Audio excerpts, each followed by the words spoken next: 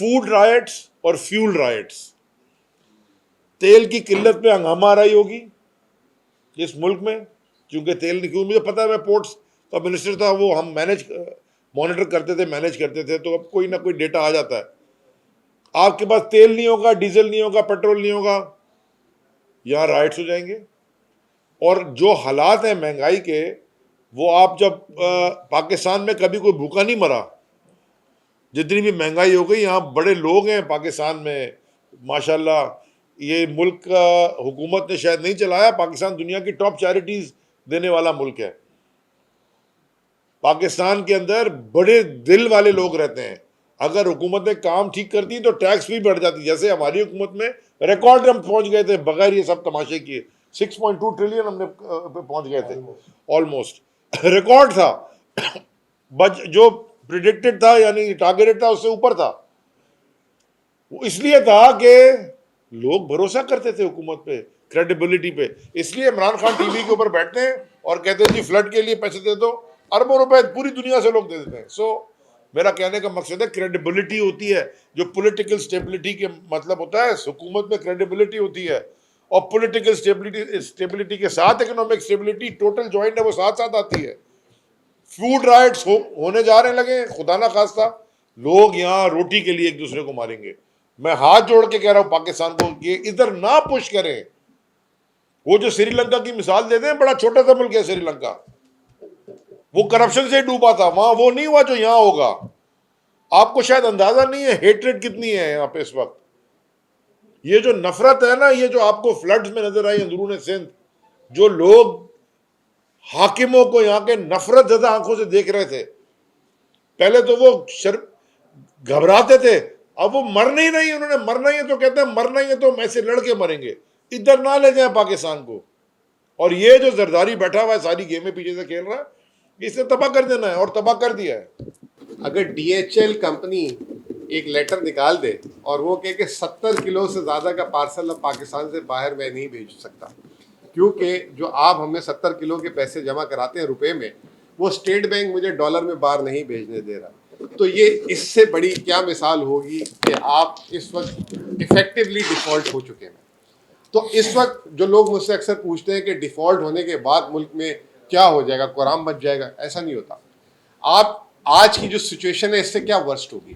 اگر آپ کو کھانے پینے کی چیزیں نہیں مل رہی, سریے والے آباد والوں نے سب نے جو ہے بلڈنگ روک دی ہیں, کوئی کنسٹرکشن نہیں ہو رہی, کارخانے جو ہے سوزوکی موٹر انہوں نے ساروں نے بند کر دیے ہیں, تو آپ we are in state of default. جو چیز 100 روپے کی ملنی تھی وہ ویسے ہی 150, 200, 250 روپے کی مل رہی ہے.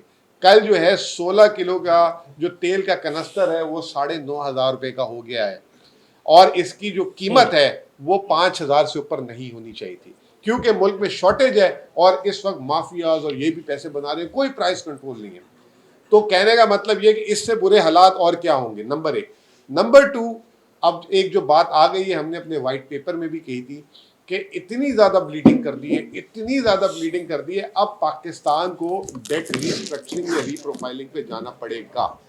اور اگر ہم دیوالیے کی اناؤنسمنٹ ڈیفالٹ سے پہلے یہ چیز کر لیں گے تو ملک کے معاشی حالات میں بہتری آ سکتی ہے. اسی سلسلے میں ہم نے دیکھا تھا کہ وزیر اعظم ہاؤس میں ایک میٹنگ ہوئی ہے, روش چائلڈ جو دنیا کی ایک ری اسٹرکچرنگ کی کمپنی ہے, اب اس کو کس نے بلایا ہے, ٹھیک ہے نا, یہ سوال ہے. وہ وزیر اعظم ہاؤس میں میٹنگ ہوئی, اس کے 1 گھنٹے بعد وزارت خزانہ میں میٹنگ, اور روتھ چائلڈ کا بیک گراؤنڈ بھی بتا دو ذرا. اور وہ جو ہے دنیا کی سب سے بڑی ڈیٹ ری اسٹرکچرنگ کمپنی ہے. تو اس جب وزیر اعظم اس سے مل رہا ہے تو کیا ہے, تو میں یہی کہہ رہا ہوں نا کہ 4 جو ہے جو چھوٹے وزیر ایم او ایس جسے کہتے ہیں منسٹر آف اسٹیٹ, اور ایک وفاقی وزیر جو ہے مل کے پریس کانفرنس کر کے ہم سب کو آپ کو اعتماد میں لے لے. صبح میں نے اے آر وائی میں علی صاحب بولا ہے کہ اگر حکومت یہ سمجھتی ہے کہ آئی ایم ایف کسی چیز پہ ایسی بلیک میلنگ کر رہی ہے جو پاکستان کے مفاد میں نہیں, آئے ہم سے بات کریں, ہم بھی ان کے ساتھ یکجہتی کریں. شرجیل میمن صاحب کو یہ بولیں کہ تم ساری پارٹی ملا کے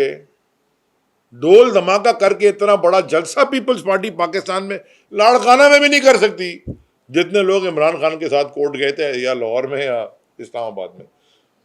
سسیلین مافیا کس کو کہا تھا سپریم کورٹ آف پاکستان نے, یہ بھی آپ کو پتا ہے, یہ بھی آپ کو پتا ہے, انہی لوگوں کو کہا تھا جو یہاں حکومت کرتے ہیں. اور ایک کوئی خان صاحب کا سٹیٹمنٹ نہیں ہے, نہ کوئی ٹویٹ ہے کہ میں جا رہا ہوں میرے ساتھ چلو. یہ لوگوں کی خان صاحب سے محبت ہے. جو پھول پھینکے گئے, روڈے پہ لوگ پھول پھینک رہے تھے, گاڑیوں پہ پھول پھینک رہے تھے, آگے کھڑے تھے کہ ملک میں جی حالات بڑے خراب ہیں, پتہ نہیں کیا ہو جائے. تو کل جو لوگ نکلے سارے, وہ سارے کے سارے تو روڈوں پہ چل رہے تھے خان صاحب کی گاڑی کے ساتھ. خدا نہ خاصا کوئی حادثہ ہونا ہوتا ہے کسی, وہ لوگ پروٹیکشن اپنی جان سے عمران خان کو پروٹیکٹ کرنا چاہتے ہیں. یہ عشق عمران خان سے لوگوں کا اس لیے ہے کیونکہ عمران خان نے لوگوں کے لیے دیا ہے. امریکہ کے اندر نا صدر ریزائن جب ریٹائر ہوتا ہے نا, اس کے بعد اپنے لائن پہ لائبریری ہسپتال بناتا ہے. یہ جب سیاست میں آئے نہیں تھے, انہوں نے ہسپتال بنا دیا تھا. ذرا سوچیں عمران خان چیز کیا ہے. عمران خان اب فینومینا بن چکا ہے اس ملک کے لیے. 27 فروری 2019 کو پلوامہ کا انسیڈنٹ ہوا تھا جس میں وہ ابھی نندن کو پکڑا تھا پاکستان نے, پاکستانی افواج نے, پاکستان ایئر فورس نے زبردست کام کیا تھا. افسوس کا مقام یہ ہے, اور اس وقت سارے کہتے تھے کیونکہ عمران خان صاحب پرائم منسٹر تھے, انہوں نے کلیئر کٹ کہا تھا کہ اگر ہمارے ایئر اسپیس کی وائلیشن ہوگی ہم سوچیں گے نہیں, پوچھنا نہیں, ایکٹ کرنا. اور انہوں نے ایئر فورس نے ایکٹ کیا, 2 جہاز ان کے پھڑکا دیے اور وہ ابھی نندن کو پکڑ لیا.